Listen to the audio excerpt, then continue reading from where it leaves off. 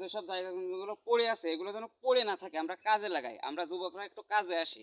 আমরা তো যুবক, আমাদের সমাজ আমাদের উন্নয়ন করতে হবে। আসসালামু আলাইকুম বন্ধুরা, আজকে আসছি আমার হলদির খেতে স্প্রে করতে।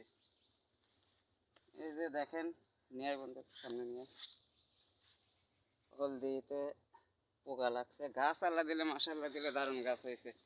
ওরা একটু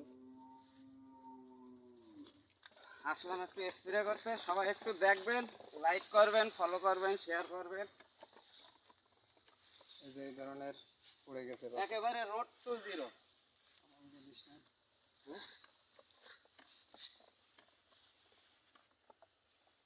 একটু ঘুরো, ঘুরিয়ে চারি সাইড ভিডিও কর।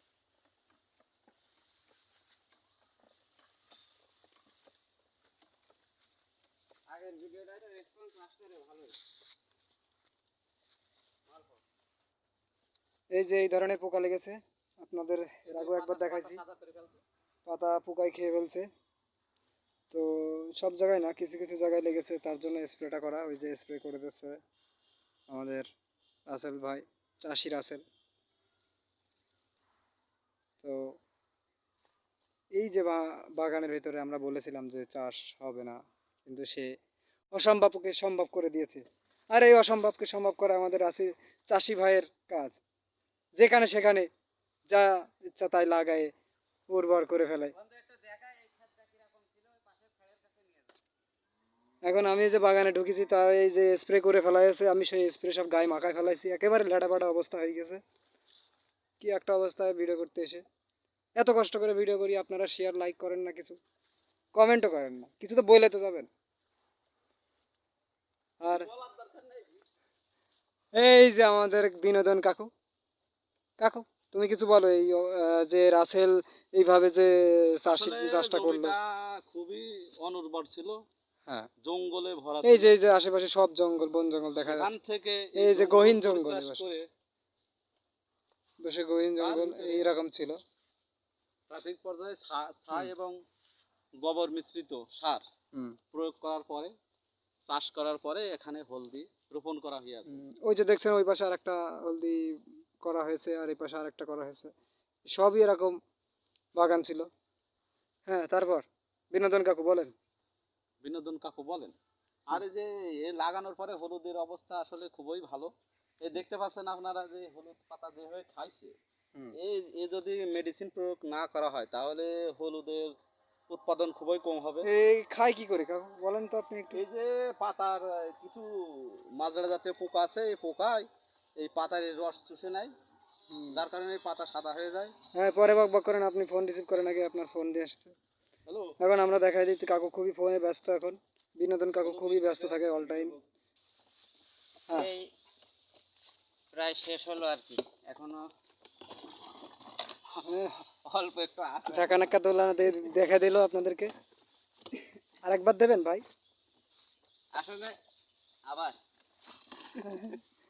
আচ্ছা বলেন, আপনার কথা বলেন, আপনি কিছু একটা বলেন এই এই উপলক্ষে যে কি আপনার এই রহস্য, এই বাগানের ভিতরে এত সুন্দর চাষ কিভাবে, এই রহস্যটা কি? বসেন, আমাদের বাংলা জমিনেই বসি আমরা। আচ্ছা বসেন। পানি আর আছে? না, অল্প একটু থাকলেও থাকতে পারে, এটাই দিয়ে দেবেন। তো একবারে দিয়ে বসতে আবার গাই দেবা। বলেন। আপনারা তো দেখলেনই এতক্ষণ ধরে স্প্রে করছিলাম। আসলে কথা বলতে একটু কষ্ট হচ্ছে, গলাটা শুকিয়ে গেছে, একটু পানি খাইতে পারলে ভালো হতো। আমাদের ক্যামেরাটাও কিন্তু সে তেমন ভালো নয়, আপনারা আর বলেন যে আমি যেভাবে স্প্রে করেছি আসলে এইভাবে খালি মুখে স্প্রে করা ঠিক না। এভাবে ঠিক না, আসলে ঠিক না, এটা করা যাবে না। আমার ভুল আসলে হয়েছে, আমি আমি মাছ কানতে ভুলে গেছিলাম। তো এভাবে করা যাবে না, অবশ্য এখন গিয়ে গোসল করে ফেলবো। কথাগুলো ভালো করবি। হলদি যে এত সুন্দর আল্লাহ হলদি দিয়েছে, এই আচ্ছা হলদিটা এরকমই ছিল নাকি সব আগে, জায়গায়? হ্যাঁ হ্যাঁ, মাটি এই এই এই ক্ষেত্রে সম্পূর্ণ এরকম ছিল। এটা কোদাল দিয়ে কোপায়ে সুন্দর করে পরিচর্যা করার পরে এইভাবে এই অবস্থানে নিয়ে আসা হয়েছে। একেবারে অপরিত্যক্ত একটা জায়গায় হলদিটা করা হয়েছে। তো দেখেন আপনারা, একটু দেখা ভালো করে দেখেন, অবশ্য দেখছেন আপনারা সবই দেখানো যে আল্লাহ দিলে খুব সুন্দর হলদি হয়েছে, এবং অনেক এই চারপাশে জঙ্গল দেখা যে অনেক প্রফিট আসবে ইনশাল্লাহ। তবে একটা মেসেজ সবার জন্য, কারো আশেপাশে বাসায় বা আমরা তো গ্রামে যারা থাকি, যাদের বাসার আশেপাশে এরকম জায়গা জমি আছে, সবাই এই অতিরিক্ত যেসব জায়গা জমিগুলো পড়ে আছে এগুলো যেন পড়ে না থাকে, আমরা কাজে লাগাই। আমরা যুবকরা একটু কাজে আসি, আমরা তো যুবক, আমাদের সমাজ আমাদের উন্নয়ন করতে হবে। আমাদের যতটুকু জায়গা থাকবে সেইটুকু যদি করি, উৎপাদন যদি আমাদের দেশেই হয়, তাহলে আমাদের দেশের মুদ্রাটা স্ফীতি হবে না, দেশটা তো একটা ভালো পর্যায়ে থাকবে। তো যাই হোক, সবার ব্যক্তিগত ব্যাপার, কে কি করবেন না করবেন। আপনার পক্ষ থেকে কি এটাই মেসেজ? হ্যাঁ, অবশ্যই আমার পক্ষ থেকে এটাই মেসেজ। আর আপনার যদি কোনো হেল্প আমরা নতুন যারা করতে চাই তাদের যদি, হ্যাঁ হ্যাঁ, তাদের অবশ্যই উদ্দেশ্যে কি অবশ্যই বলবেন? আমার সাথে তারা যদি যোগাযোগ করে, অবশ্যই আমি তাদেরকে হেল্প করবো, রেসপন্স করবো। আর আমি তো ক্ষেত খামারির ভিতরে আছি।